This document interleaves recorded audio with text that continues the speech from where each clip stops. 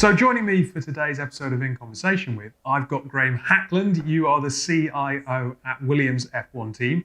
And Graeme, that is not the best virtual background anyone's seen in the last year.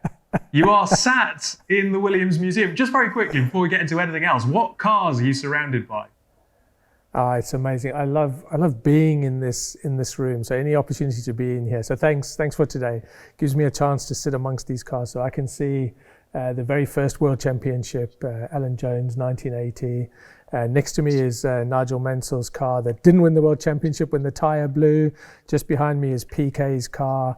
There's Keke Rosberg's championship-winning car. Further down the museum, you've got Mansell and Prost and Damon Hill and Jacques Villeneuve. And amazing. The history that this team has is incredible. It must feel like an amazing privilege. I know you've been there for a while, but to build on part of that legacy. Yeah, this is my 8th season with the team, and in that time we haven't won a race yet. So that's why I'm here. That's why we're all here. We want to win races. We want to win world championships. So I feel like the mission hasn't been accomplished yet. We've still got a lot to do to get from where we are now back to the front of the grid. But that is our mission.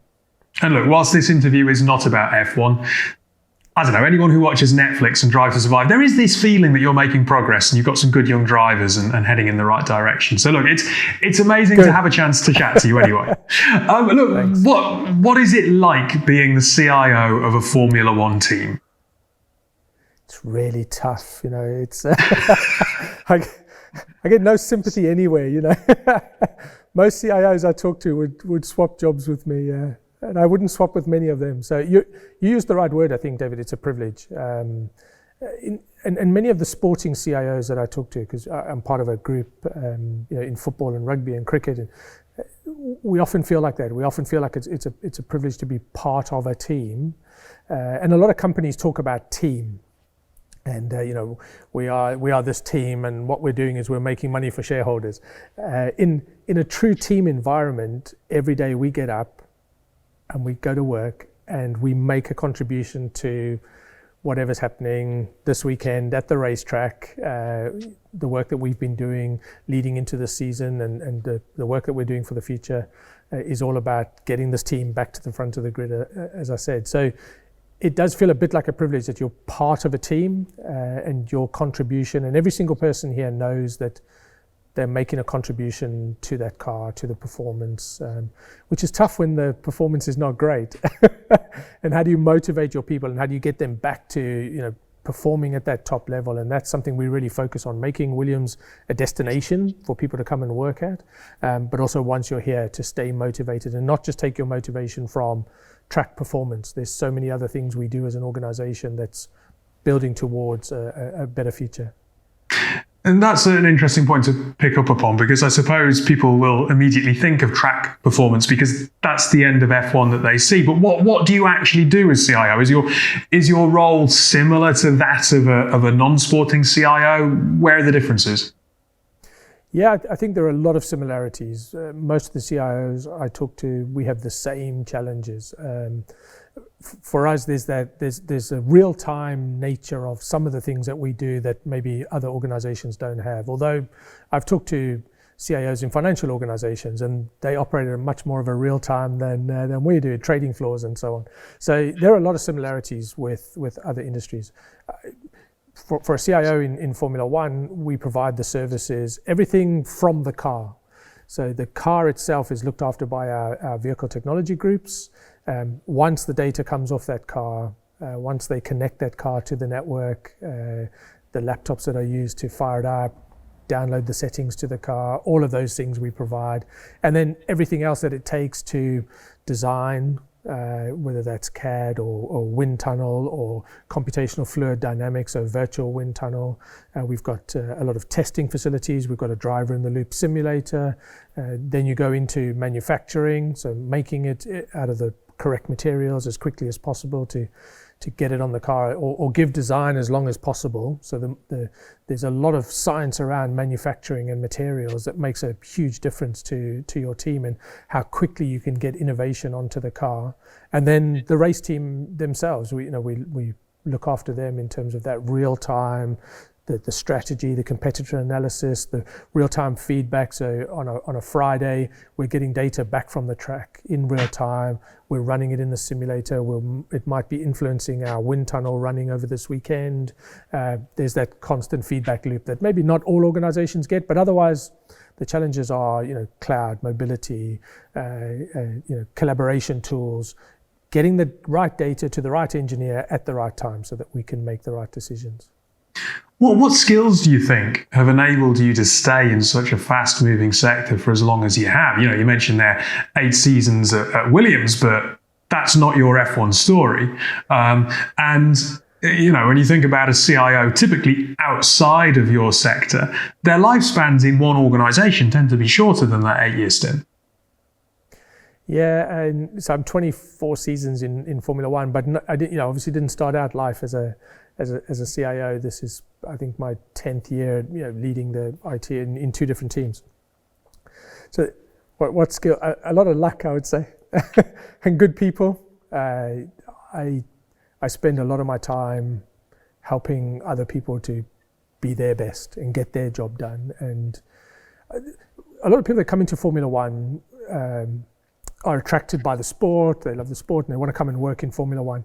And they last a year or two, and that constant change, the nature of what we do, where it's very hard to be strategic for the next 5 years because the regulations will change during the season, at the end of every season. We've got big rule changes coming for 2022 around all of the aerodynamics and the tires and how the car handles, and everything changes.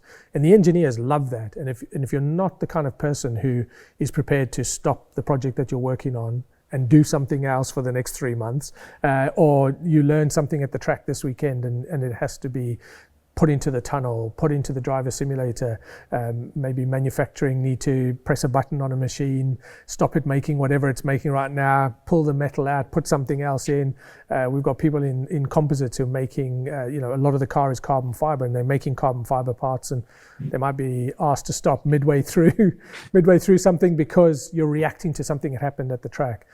And the people who work in Formula One tend to stay a very long time, or a couple of years and at most, and they're gone. So I think I love that constant change. No 2 days are the same. We're constantly reacting, but if you don't have an element of strategy, you can't be successful either. So there's a really good balance. Yeah, that must be an interesting tightrope to walk. Look, just out of interest, 10 years you said there, leading technology. 10 years within the technology kind of universe, broadly speaking, has seen huge changes. And, if you go back 20 years, as you have in the industry, I'd imagine, it was very much engineering, and then technology was there to kind of support. Now, as you said, huge amounts of data coming off the car, immediately putting that into practice. How has the role, I suppose, of technology evolved your role and the role of a technologist in being involved in that creative process when it comes to the car? Yeah, it's changed. It's changed significantly. I started with the Benetton team in 1997. We had floppy disks. All the data from both cars fitted on one floppy disk. So most people don't know what that means. So that's around 1 megabyte of data, and there was still some space on the floppy disk.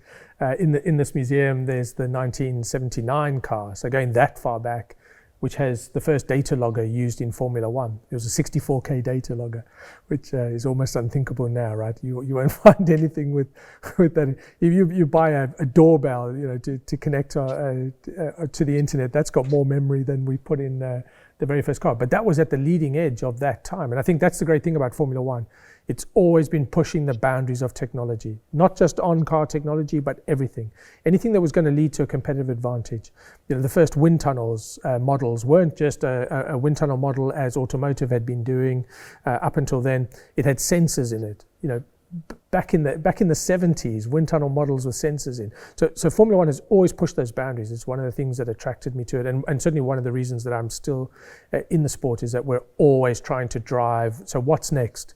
We're looking at things like quantum computing. I used to say we're looking at 3D printing, but actually that's done for us. There are still probably some metal parts that we're looking at, but a significant percentage of what we do now is printed, and carbon fiber printing is progressing so much that I wouldn't be surprised soon to be seeing us having either printers that we carry ourselves around the world so that we can print parts. So something happens on a Friday, instead of having to ship parts out, or you go back to a previous revision because you can only carry so many spares. But that would also give our designers much longer. So we have to work back from when do we have to ship things from the UK to whichever country we're going to, how long will manufacturing need to make it, and then the designers are given a deadline. If you could push that deadline to the Friday of a race weekend, you would have an incredible advantage. And so if you can use local printing facilities in the countries we're in, or take our own 3D printing. So yeah, 3D printing I don't talk about as the future anymore. It's here, it's now. There are still some advances that we'll do, but we are printing a significant amount of the car already. So things like quantum computing I'm really tracking, because I think that could give us a big advantage, especially around the real-time analytics that we're doing. If you can get to the decision sub-second, because we're nowhere near that now, we're seconds. We used to say we had 90 seconds. You got most of a lap to make a decision. But what if the driver's on the second last corner and you need to know whether to call them in or not? Or something's happened. Who knows the regulations inside out that's going to make sure you don't transgress the regulations and get a penalty? So artificial intelligence is an area we're looking at around the rules, not just our interpretation of the rules, but can we challenge the interpretation of the rules that the other teams have made? So those are a couple of areas that I'm looking at. But yeah, we've gone from a 64K data logger back in 1979 to using, the teams are not talking about it publicly, but using artificial intelligence and dabbling with quantum computing. I mean, that's really interesting. Just kind of off-piste, it kind of makes me think of Moneyball, the great film, obviously based on that real-life experience within baseball, of a smaller team competing with teams with huge resources by using technology. And I suppose as technology becomes cheaper and more widely available, yes, money will always matter in F1, but I suppose it gives you a bit of a fighting chance to find an edge over teams with greater, deeper pockets. Yeah, the funding in Formula One, I think, probably throughout most of its history has always been an issue. Good teams that didn't have sufficient funding, weren't able to be successful. Although what Frank proved and Patrick Head proved with this team, they never had the most money, and yet they've won. 7 drivers are world champions because of Williams. So you can be successful without the most money, although in recent history it has been the teams with the largest budgets. But Formula One have brought in a cost cap that I think over the next few years will level the playing field and will make it possible for any team on the grid to get on the podium, win races, and the championships are hard. I've experienced that twice in my career. They are hard to maintain that level every race all through a season, and the team I was with did it 2 years in a row. What's happening at the moment with Mercedes is incredible, that they are at that level for 8 seasons in a row. We saw Ferrari years ago, 6 seasons in a row. Red Bull did it for 4 seasons in a row. That's really difficult. To get your team to that peak and to stay there year after year is incredible for any sporting organization. You look at football, cricket, there are always these peaks and troughs that happen to any sporting team. So it's quite incredible what's been happening in Formula One. But I think things are changing. We'll get our chance. So look, we can't talk to you and ignore the pandemic. The sport in itself was one of the most high-profile and visible activities to resume during that pandemic. Getting away from, I suppose, the bigger picture, look, what was your experience and your team's experience as a technology team during that time? It was, I'm very conscious when I talk about the pandemic that millions of people have died around the world, and so you have to. You can't treat this topic glibly, and I don't. But I think a lot of people got comfort from sport returning. So whether it was Formula One or football, normal activities, even though that you may have been in a lockdown and you may have been asked to stay in your home, if you were able to watch sport and especially with Formula One, where we were still moving around, not the world, we stayed within Europe during that season. But I remember on the 3rd of March 2020, we logged an IT risk that said it might be the case that we might have to send everyone home and all of our colleagues might have to work from home. How are we going to make that happen? And I think it was 20 days later, everyone was at home. So we had a very short period of time, and it took us a little while to work with the management committee about what would be needed, how could we make that possible, how could every CAD designer work at home, how could we carry on the design of our car in a way that we'd never done it before. Formula One culturally was very much, I think all the teams, you have these amazing facilities, and people come to these amazing facilities and you get to see the cars and you get to see the cars being built, and we all got to hear the car being fired up for the first time every year in person, and there is a visceral feeling about being on site and seeing the parts being made and seeing the cars being made, and what happens when you lose that? Do people start to become disconnected from the team? And so we had to think about all those things, how we were going to stay in touch with people, how we were going to look after those who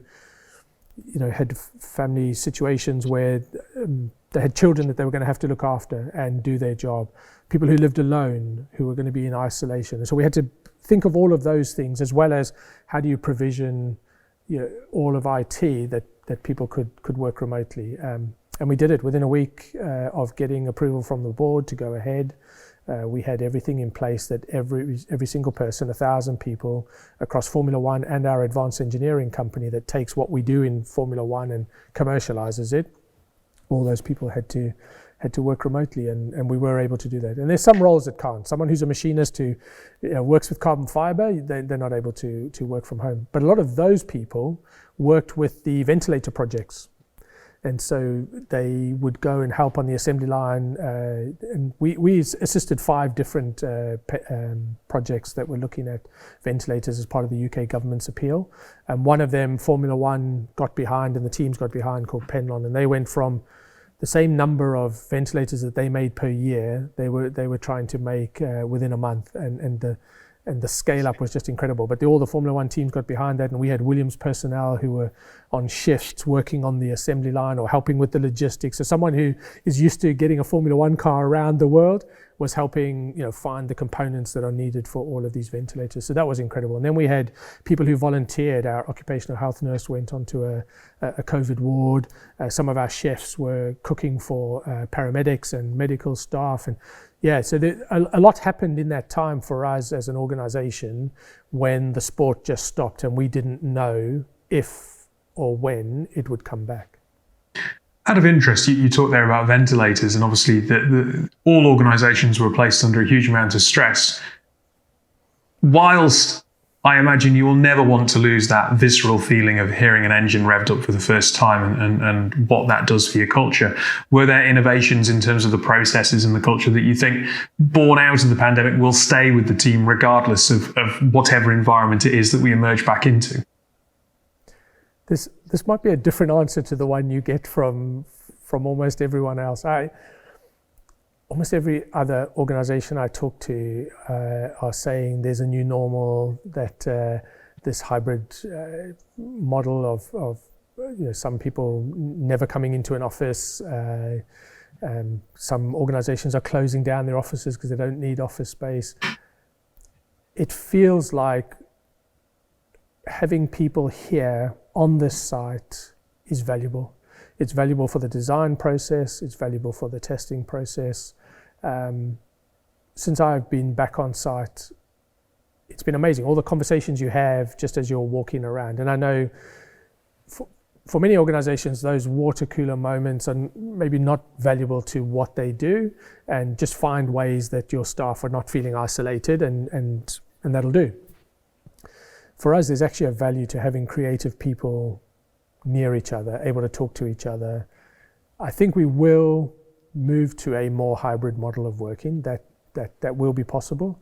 but I can see a time when we're all back here, which kind of goes against what a lot of people are saying. And there are some advantages though. I've been able to hire some people that in the past I wouldn't have been able to hire during this pandemic. And I think the team has as well. So you had to live within 90 minutes, 2 hours maximum commute, and 2 hours is hard, of Grove, where I'm sitting in Oxfordshire. Otherwise we couldn't hire you. Or be prepared to relocate, or you stayed local for nights and then you go home for the weekend, and that really messes with people's work-life balance, and and it's not really long-term sustainable, I don't think, for people to operate like that. So we have I think we have been able to get a better work-life balance, which is what a lot of organizations are looking for. Commute time is wasted time, most of us would say. Although I tend to listen to podcasts and radio stations and news and get a lot of my information while I'm driving. So I think the world has changed for us too in Formula One, but I do think when you're a manufacturing testing facility, I think you go back to the old normal. I'm not sure that's a good answer. I think it's as valid as any other. There's a lot of different line of thought, and there's certainly none that are wrong. You mentioned before that last season you stayed within Europe for obvious reasons, but Formula One is a high-profile sport that travels around the world, and it's a world that's increasingly conscious about the environmental impact of not just travel but supply chains as well. How can F1 ensure that it isn't left behind in this debate, and that what role can technology play in ensuring that the sport is as green as it can be? It's a really important aspect for Formula One, and for Williams it has been for a while. Some of the, I mentioned Williams Advanced Engineering. Some of the technology that we built in that organization was to help with efficiency of fridges in supermarkets, or taking batteries out of cars when they end of life in a car, but you can package it, attach it to a house, use a solar panel, and that gives you enough energy to run the house overnight, because quite a lot of energy is wasted overnight with everything that we leave switched on. So it's been an area that we've been looking at as a team anyway, maybe not always focused on ourselves and how we produce our car in the past, but certainly the sustainability program that we have, and I'm on the sustainability committee because I think technology has a huge role to play. But Formula One is committed to going net zero carbon by 2030. And there are a number of steps that are planned, in 2025 and so on. And I think that's really important for the sport as a whole. But every team will also decide where they want to be on that on that journey. And we're going to push really hard. I'm hoping we'll put something out in the public domain soon about what we're going to be doing. But yeah, it's a really important part of what we call Respected Williams, which is our diversity, sustainability initiatives. Sustainability for us, we see as a way of attracting the best talent into our organization. Formula One is seen as, because of the fuel that we burn in the cars, is seen as something that can't ever be green, but actually there's so much we can do, because the cars are less than 1% of our carbon footprint. There's so much more that we can do around, you mentioned it, the logistics, the supply chain, how we make things, what we make them from, the wastefulness that I've seen over my career in Formula One. I remember one season where engine manufacturers made qualifying engines, an engine that did 12 laps and was never used again. We'll never go back to that. And so now we're at gearboxes that last for multiple races. You only have a couple of engines through the whole course of the whole season. So there's so many things that we've done. So we'll look at the fuel that goes into the cars. There's so many great partners in Formula One who are working on the fuels and the lubricants, how we reduce the number of people that fly around the world. So the on-car technology is being really closely looked at, but everything else we do, manufacturing, design and testing, across the whole organization, we're looking at what we can do. Out of interest, you mentioned there hiring people and those individuals perhaps being sustainability conscious. I would have thought that if you're a fan of F1, you will have a certain pool of people who would love to work in this in this industry, regardless of anything else. But is it becoming increasingly important? Is it something that actually, when you're trying to bring talent into the organization, people are asking, what about the sustainability credentials? They really are. Yeah, people are. And it was an interesting kind of change when people started asking that, because like you say, Formula One with its reputation attracts petrol heads. And so to have people who care about the planet, well, actually, I care about the planet. We all do, and maybe we've been a little ignorant in the past, and we've not put the focus that we should have on this. But we're very focused now, and we do see it as a potential competitive advantage. Yeah, it would certainly be very narrow to assume that a petrol head can't be environmentally friendly at the same time. Indeed. Just out of interest then, what do you think other sectors can take from motorsport to help them achieve their goals? We started by talking about the fact that, in some regards, your role is very similar to other roles. What do you think someone listening, if they are a CIO of, say, a bank or an insurance firm, could go, here's something that we could pull into our organization? So I do get the opportunity, like you said, to talk to a lot of CIOs, and we do share information. And there's things that we can learn from them, definitely, and we do.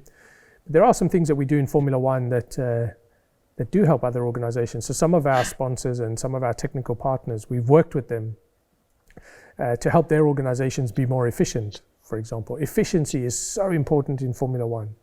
You can have the fastest car, but if you're not efficient in the way that you operate it, build it, and race it, you won't win.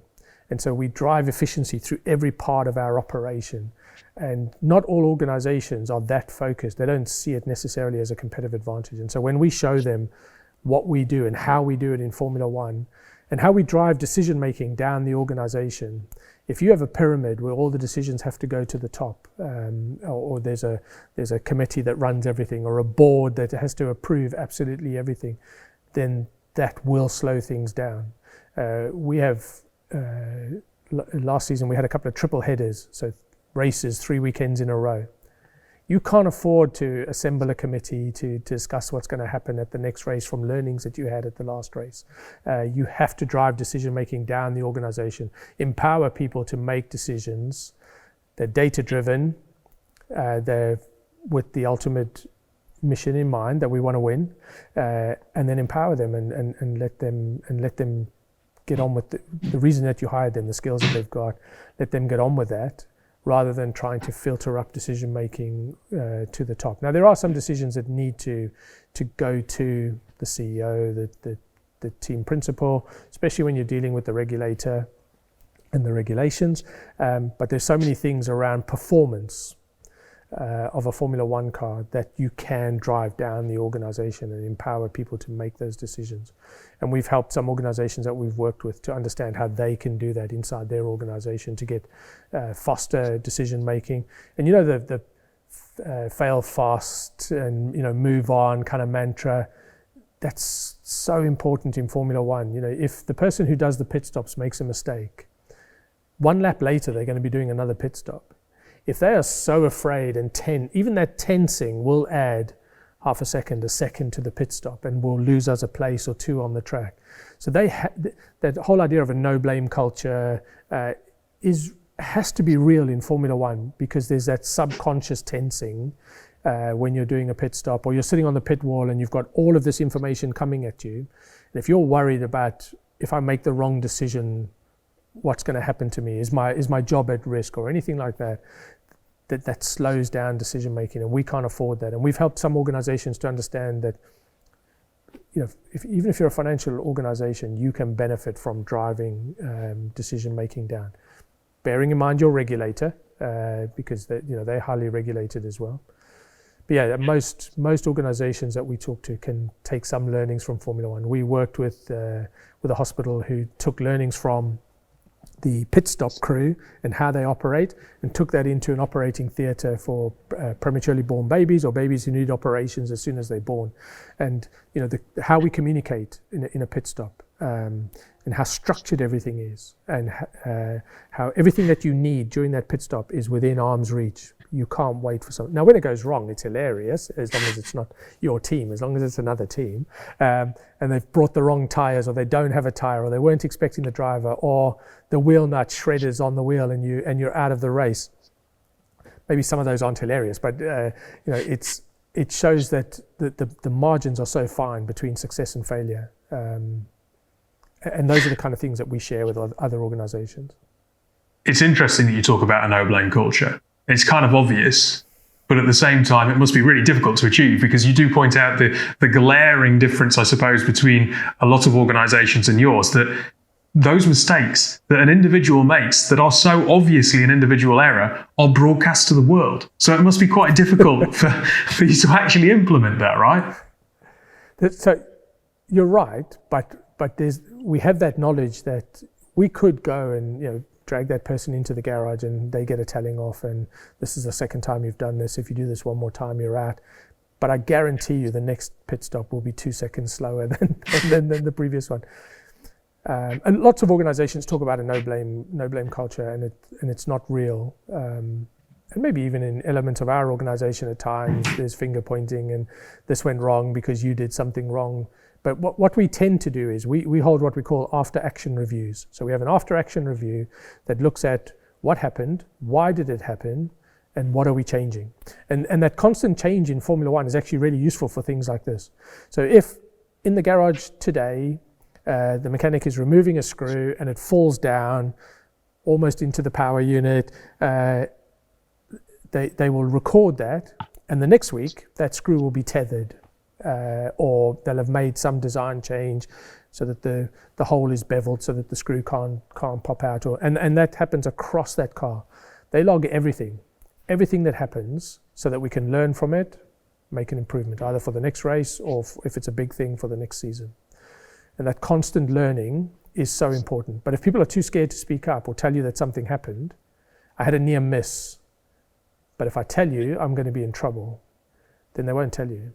Yeah. Look, we started this interview by talking about the cars that you're surrounded by. And you mentioned some of the names that are very familiar, I imagine, to not just people who follow Formula One. The names like Piquet and Mansell, Damon Hill are just synonymous with general knowledge, with pop culture, aren't they? But what excites you about the future? There's so much.